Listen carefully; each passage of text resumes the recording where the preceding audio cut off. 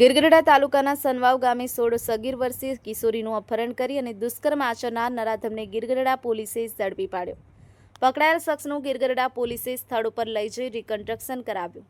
કિશોરી ઘરની બહાર નીકળી ત્યારે આરોપી કેલા દિલીપ સોલંકીએ કર્યું હતું અપહરણ. ત્યારબાદ સનવાવ ગામની સીમમાં અવાવરૂ 2 અલગ અલગ જગ્યાએ લઈ ગયેલ પોલીસે આરોપીને સનવાવ ગામે રિકન્સ્ટ્રક્શન કરવા લઈ ગયેલા, જ્યાં આખું સનવાવ ગામ બસ સ્ટેન્ડ એકઠું થયેલું.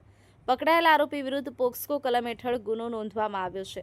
આરોપી ખેલા દિલીપ સોલંકી અગાઉ પણ અનેક ચોરીના ગુનાઓમાં પકડાયેલ છે. આહિર કાળુભાઈ, દીવ 24/7 ન્યૂઝ, ગિરગઢડા.